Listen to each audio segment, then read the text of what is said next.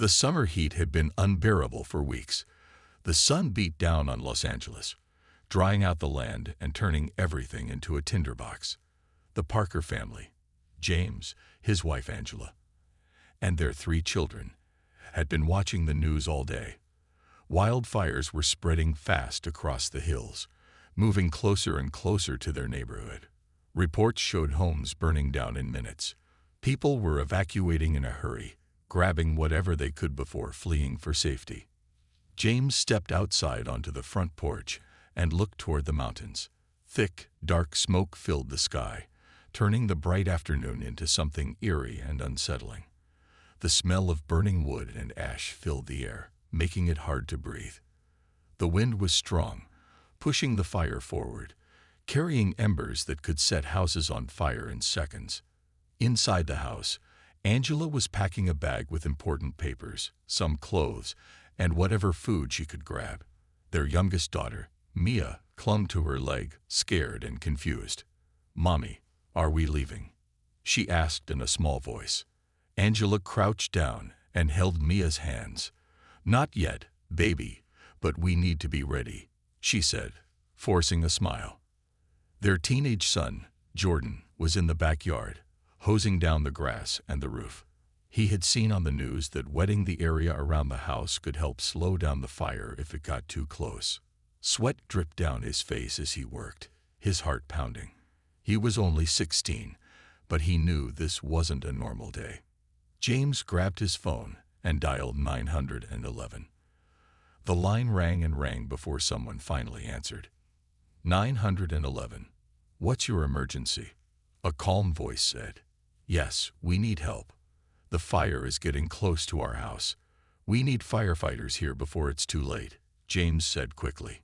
The operator hesitated before replying. "Sir, emergency services are stretched thin. We're prioritizing certain areas. If the fire reaches your street, evacuate immediately." James frowned. "What do you mean by certain areas? Our neighborhood is in danger too. We have kids here. We need help." "I understand, sir," the operator said, but her tone had no urgency. "Do your best to get to safety." Then the line went dead. James gritted his teeth and turned to Angela. "They're not coming. They're saying they're prioritizing other places." Angela's hands tightened around Mia's shoulders. "What does that even mean?" "Every home here is in danger." James didn't answer. Instead, he walked back outside, hoping to see a fire truck. But there was nothing. Just the smoke growing thicker, the wind getting hotter, and the sky turning a frightening shade of orange. Then, in the distance, he heard sirens. His heart leaped. He ran toward the street, waving his arms as red fire trucks sped past. "Over here, please," he shouted. But the trucks didn't stop. They kept driving, turning onto the next street, where houses stood just like his, except they weren't stopping at his home. James felt his stomach twist as he watched them park in front of another row of houses. Firefighters jumped out, unrolling hoses, spraying water, and doing everything they could to protect those homes. But no one came to the Parker house. Angela stepped out onto the porch, holding Mia tightly. Jordan stood beside her, his hand still gripping the garden hose. The whole family watched in silence as their neighbors got help while they were left alone. The fire was coming, and they had no idea how much time they had left. James stood frozen on the sidewalk, watching the fire trucks disappear around the corner. His hands were shaking, not from the heat but from something worse. Fear and disbelief. They had seen him. He had shouted for help, and yet they had driven right past his home like it didn't matter. He turned back toward the house, his heart pounding. Angela was standing on the porch, holding Mia close to her chest. Jordan stood beside her, still gripping the garden hose. The look in their eyes said everything: confusion, fear, and the unspoken question, why didn't they stop for us? James swallowed hard and tried to push down the anger rising in his chest. This wasn't the time to panic. He needed to do something. "I'm calling again," he muttered, pulling out his phone. His fingers fumbled as he dialed 911. The phone rang for what felt like forever before a voice finally answered. 911. What's your emergency? James took a deep breath. My name is James Parker. I just called. We need help. The fire trucks came down our street, but they didn't stop at our house. The fire is getting closer. We have children here. We need firefighters now. The operator was silent for a moment. Then, in the same calm voice, she said, Sir, emergency teams are responding to high-priority areas first. If you are in danger, please evacuate immediately. James gritted his teeth. Are you saying my family's home isn't a priority? Sir, we're dispatching teams as resources allow. Please seek shelter somewhere safe. James wanted to scream. Seek shelter? Where? Our home is all we have. But before he could say anything else, the call ended. He lowered the phone slowly and looked at Angela. They're not coming. Angela's face paled. What do you mean? They're right down the street. Why won't they help us? James shook his head. I don't know. A gust of wind sent a wave of smoke into their yard. Angela coughed, covering Maya's face with her shirt. Jordan wiped his eyes, the smoke stinging them. The fire was closer than ever, the sky glowing orange, ash falling like snow. The heat was unbearable now, even from a distance. They couldn't wait any longer. We have to go, James said, his voice firm. Start packing whatever we can carry. Angela hesitated, looking at their home. But everything's here, everything we've worked for. James put a hand on her shoulder. I know, but we can't stay. We'll figure it out later. Right now, we need to get out. Angela nodded quickly and hurried inside, grabbing bags. James ran to the backyard, where their dog, Rocky, was barking anxiously. He unhooked the leash and called him inside. Jordan ran upstairs, stuffing clothes, photo albums, and important papers into a backpack. He grabbed his little sister's favorite teddy bear, knowing she'd cry without it. His hands were shaking as he zipped it up. Then, a sound made them all freeze. A loud crack. It came from the trees behind their house. James rushed to the back door and saw it. A burning branch had snapped off and landed on the fence. Flames flickered on the dry wood, spreading fast. We have to go now, he shouted. Angela ran out of the house, carrying a bag over her shoulder and holding Nia in her arms. Jordan followed, backpack slung over his back. James grabbed the car keys and opened the door. As they piled into the car, James took one last look at the fire trucks, still parked down the street, still spraying water over their neighbors' homes. No one looked in their direction. No one came. With a heavy heart, he started the engine. They were on their own. James stood frozen on the sidewalk, watching the fire trucks disappear around the corner. His hands were shaking, not from the heat, but from something worse, fear and disbelief. They had seen him. He had shouted for help. And yet, they had driven right past his home like it didn't matter. He turned back toward the house, his heart pounding. Angela was standing on the porch, holding Nia close to her chest. Jordan stood beside her, still gripping the garden hose. The look in their eyes said everything: confusion, fear, and the unspoken question. Why didn't they stop for us? James swallowed hard and tried to push down the anger rising in his chest. This wasn't the time to panic. He needed to do something. I'm calling again, he muttered, pulling out his phone. His fingers fumbled as he dialed 911. The phone rang for what felt like forever before a voice finally answered. 911. What's your emergency? James took a deep breath. My name is James Parker. I just called. We need help. The fire trucks came down our street, but they didn't stop at our house. The fire is getting closer. We have children here. We need firefighters now. The operator was silent for a moment. Then, in the same calm voice, she said, Sir, emergency teams are responding to high-priority areas first. If you are in danger, please evacuate immediately. James gritted his teeth. Are you saying my family's home isn't a priority? Sir, we're dispatching teams as resources allow. Please seek shelter somewhere safe. James wanted to scream. Seek shelter? Where? Our home is all we have. But before he could say anything else, the call ended. He lowered the phone slowly and looked at Angela. They're not coming. Angela's face paled. What do you mean? They're right down the street. Why won't they help us? James shook his head. I don't know. A gust of wind sent a wave of smoke into their yard. Angela coughed, covering Maya's face with her shirt. Jordan wiped his eyes, the smoke stinging them. The fire was closer than ever, the sky glowing orange, ash falling like snow. The heat was unbearable now, even from a distance. They couldn't wait any longer. We have to go, James said, his voice firm. Start packing whatever we can carry. Angela hesitated, looking at their home. But everything's here. Everything we've worked for. James put a hand on her shoulder. I know, but we can't stay.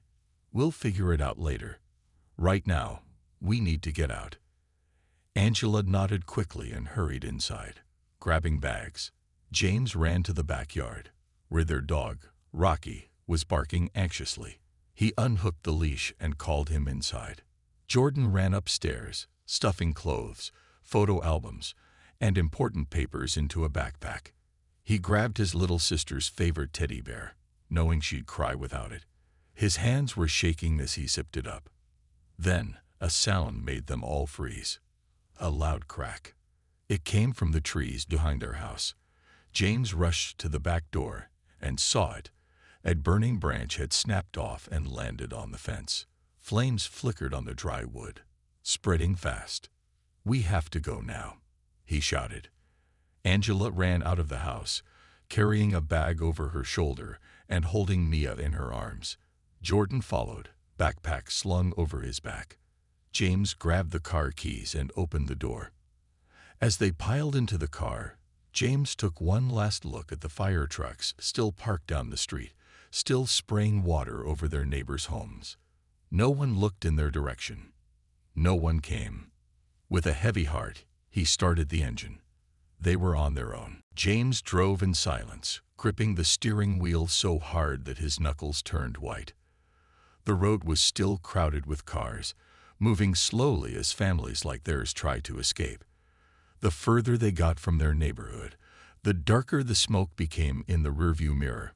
Their home, everything they had built, was disappearing in the flames, and there was nothing they could do to stop it. Angela turned in her seat, watching the fire grow. She wiped at her face, but James knew it wasn't sweat. It was tears. She had held herself together for the kids, but now that they were safe in the car, she couldn't hide the pain anymore. I just can't believe it, she whispered. We did everything we were supposed to. We called. We asked for help. Her voice broke, and they just left us. Jordan sat in the back seat, staring out the window. His fists were clenched in his lap, his jaw tight. They helped them, he said bitterly. The neighbors. I saw them spraying water on their houses. He turned to his father, his voice filled with frustration. Dad, why? Why didn't they help us? James swallowed the lump in his throat. He wanted to give his son an answer, something that made sense, something that would make him feel better. But he had nothing. I don't know, son, he said finally. I don't know. Mia, still curled up in Angela's arms, let out a tiny sniffle. Is our house gone? She asked softly. Angela ran her fingers through Mia's curly hair, trying to soothe her. I think so, baby, she said gently. Mia didn't say anything else. She just hugged her teddy bear tighter.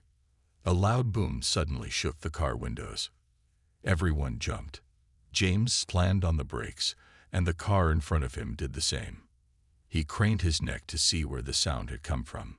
Behind them, near their neighborhood, a thick cloud of black smoke shot into the sky. Then, another explosion. Flames roared higher. It must have been a gas line or something in one of the houses catching fire. Angela gasped, covering her mouth. Oh my God. James could feel the heat even from this far away. His heart pounded in his chest. What if they had stayed just a few minutes longer? We have to keep moving, he said, forcing himself to focus. But the cars in front weren't moving. People had gotten out, staring back at the destruction. Some were taking videos on their phones. Others just stood there in shock. James honked the horn. Come on, we have to go. Slowly, the line of cars started moving again. They drove for miles, following the road that led out of the danger zone. James had no idea where they were going. All he knew was that they had to get away. Finally, after what felt like forever, they'd reached a large parking lot outside a community center. It was crowded with other evacuees, families sitting on the curb, kids clutching bags of whatever they had managed to grab, people hugging each other in relief. James pulled into an empty spot and turned off the car. For the first time since they left, he let out a long breath. They were safe. They had made it out. But at what cost? Angela turned to him, her eyes red from crying. What do we do now? She asked. James looked at his wife, then at his children. His son, who had lost his home. His little girl, who had lost her favorite toys. His wife, who had lost the life she had worked so hard to build. He had no answers. We'll figure it out, he said softly. We have to. But deep down, he couldn't help but wonder. How do you start over when everything you had is gone? And how do you move on when you know that the people who were supposed to help never did? James sat in the driver's seat, staring through the windshield at the crowded parking lot. The engine was off, but his hands were still gripping the steering wheel, his knuckles aching from how tightly he held it. Around them, families gathered in small groups, hugging, crying, making phone calls. Some sat on the pavement with bags at their feet. Others stood in silence, their faces blank with shock. The community center had opened its doors to evacuees, and volunteers were handing out bottles of water and blankets. Angela turned to him, her voice soft but tired. We should go inside. James sighed and rubbed his face. Yeah, he said, though he didn't move right away. His body felt heavy, like all the fear and anger from earlier had finally caught up to him. Jordan opened his door first. Come on, he said, trying to sound normal, but James could hear the frustration in his voice. Their son had been quiet since they left home, his jaw clenched, his shoulders tense. He wasn't just sad, he was mad. Angela helped Mia out of the car, wrapping a blanket around her small shoulders. The little girl's eyes were red from crying, her teddy bear tucked under her arm. Rocky, their dog, jumped down beside her, sniffing the air. As they walked toward the center, James caught sight of something that made his stomach twist. A few cars over, a group of their neighbors stood together. They had been in the same fire zone, lived just down the street. Their clothes were dusty, their faces tired, but their homes had been saved. The same firefighters who had ignored James' calls had protected their houses. James turned his gaze away, his jaw tightening. Inside, the community center was packed. People sat in chairs on the floor, anywhere they could find space. Volunteers were moving through the crowd, handing out food and supplies. Angela found an empty corner and sat down with Mia, pulling her onto her lap. James sank down beside her, stretching his legs out with a heavy sigh. Jordan sat nearby, silent, staring at the floor. A woman with a clipboard approached them. She had a kind smile, her blue vest showing she was with the emergency response team. Hi there, she said gently. Are you folks okay? Do you have somewhere to stay tonight? James shook his head. No, our home. He stopped, the words feeling too heavy to say. Our home is gone. The woman's smile softened. I'm so sorry. She glanced at her clipboard. We're trying to get families placed in hotels or shelters for the night. It's a bit crowded, but we'll do our best to find something for you. Angela nodded. Thank you. The woman crouched down to Mia's level. "Hey, sweetheart," she said kindly. "Are you hungry?" Mia nodded slowly. "Okay, I'll bring you something yummy to eat, all right." She gave Mia a wink, then stood up. "I'll be back soon."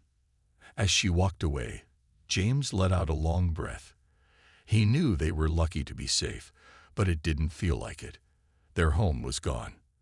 Their lives had changed in an instant. And the worst part, the feeling that they had been left behind, forgotten, when they needed help the most. James looked at his wife, his son, his daughter. They had lost everything. But they still had each other. The hours seemed to drag on inside the community center. People came and went, each with their own story, their own loss. James sat with his family, watching the people around them. Some were talking in small groups, others were just staring into space, clearly in shock. It was a strange mix of emotions, relief that they were alive, but grief for what they had lost. Angela held Mia on her lap, quietly talking to her in soothing tones, trying to keep her calm. The little girl had stopped crying, but she kept looking around the room, her big eyes wide with confusion. Jordan was lost in his thoughts, sitting apart from the others, his arms crossed. James could tell that his son was angry at the fire, at the situation, and maybe even at the people who hadn't helped them. James felt the same way. He hadn't spoken much since they arrived. Every time he looked at his family, his heart twisted. They had lost everything, their home, their memories, their sense of safety. And still, no one had come to help. The fire trucks had driven past their street, ignoring their cries for help. The injustice of it all burned inside him, hotter than the flames that had consumed their home. A volunteer came by with a tray of food, offering sandwiches and fruit. James took one, though he wasn't hungry. Angela took some for the kids, handing them over with a gentle smile. Mia nibbled at her sandwich, still quiet, while Jordan just stared at the food, barely touching it. "Are you okay?" Angela asked softly, turning to James. He glanced up at her, his eyes tired. "Yeah, I just can't stop thinking about what happened. I keep wondering if we could have done something differently, if we'd left earlier, or if we called someone else." His voice trailed off as the frustration crept up again. Angela reached over and placed her hand on his. "James, we did everything we could. You did everything you could." She paused, looking at him with a kind but firm gaze. "It wasn't your fault." James didn't answer right away. He wanted to believe her, wanted to let go of the anger, but it was hard.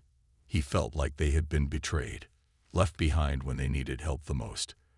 The image of the fire trucks driving past his house, ignoring his desperate calls, played over and over in his mind. But looking at Angela and the kids, he knew they couldn't keep dwelling on that. They had to move forward, somehow. They had to rebuild their lives, even if it seemed impossible. "Maybe we should start thinking about what to do next," he said, his voice quieter now. "I don't know where we'll stay tonight, or what the future looks like, but we can't just sit here." Angela nodded. "We'll figure it out, one step at a time."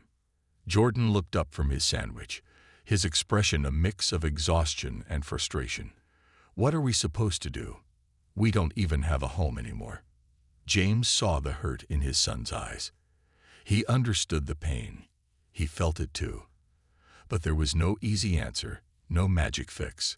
They had to stay strong for each other. "We'll find a place, Jordan," he said, his voice steady. "It might take time, but we'll get through this together." Jordan didn't look convinced, but he didn't argue either. Instead, he pushed the sandwich aside and stood up. "I'm gonna take Rocky for a walk," he said, avoiding James's gaze. "Okay," James said quietly, watching his son leave the center with their dog by his side. Angela leaned in closer, her voice gentle. "You're doing the best you can. They're lucky to have you." James gave her a tired smile.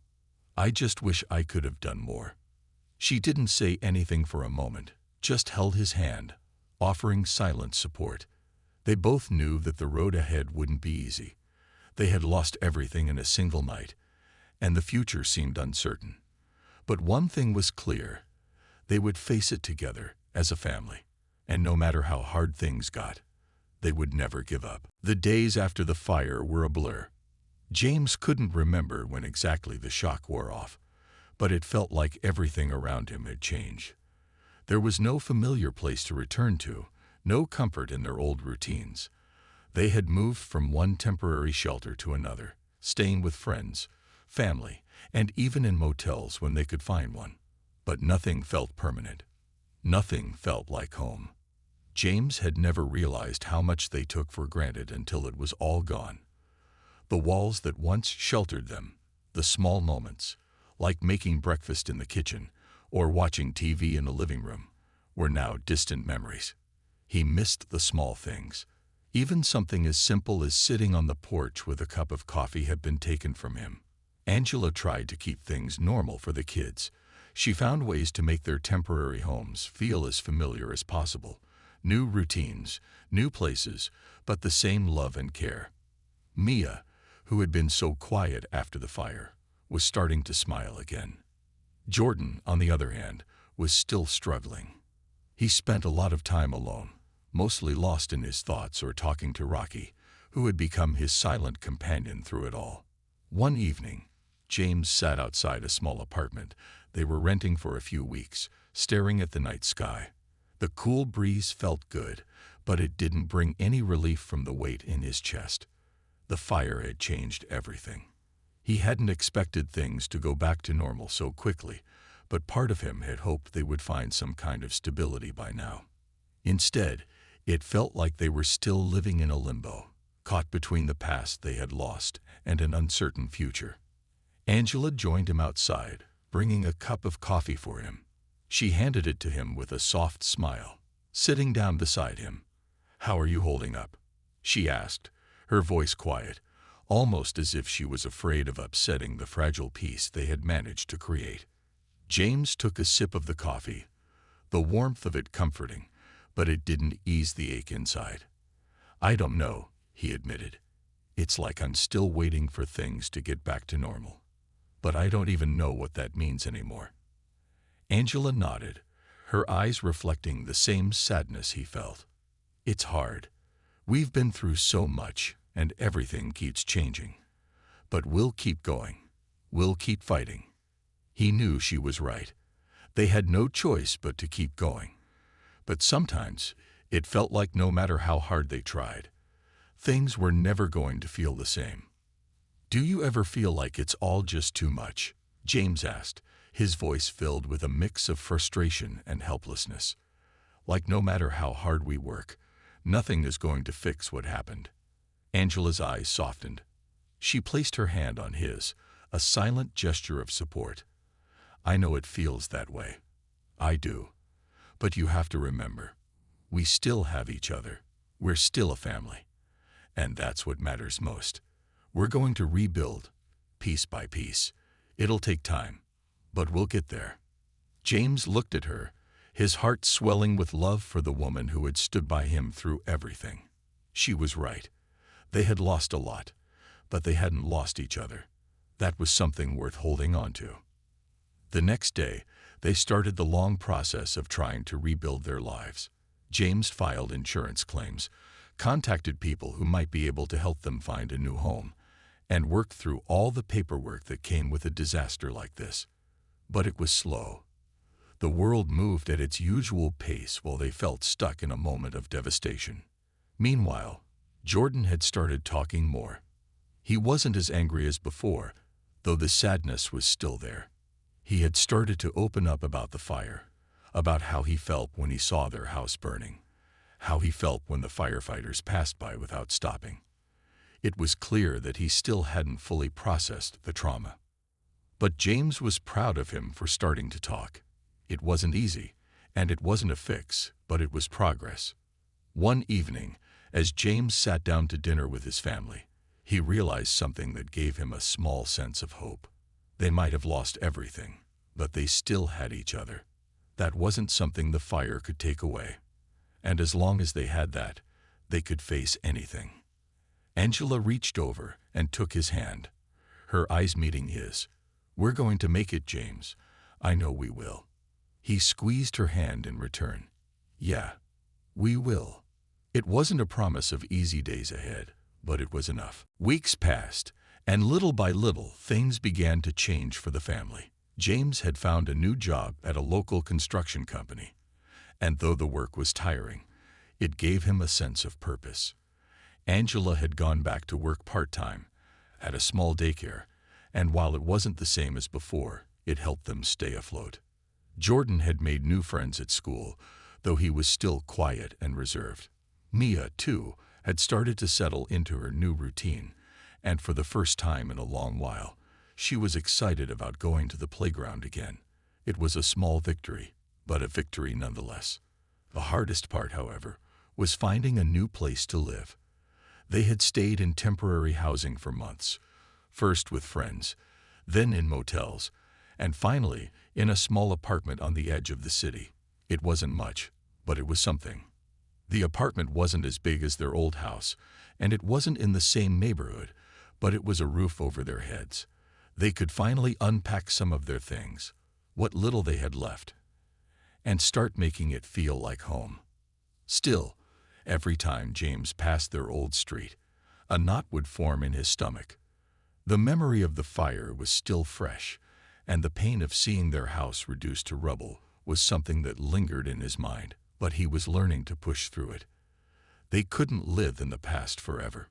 One Saturday afternoon, James decided to take the family to the park.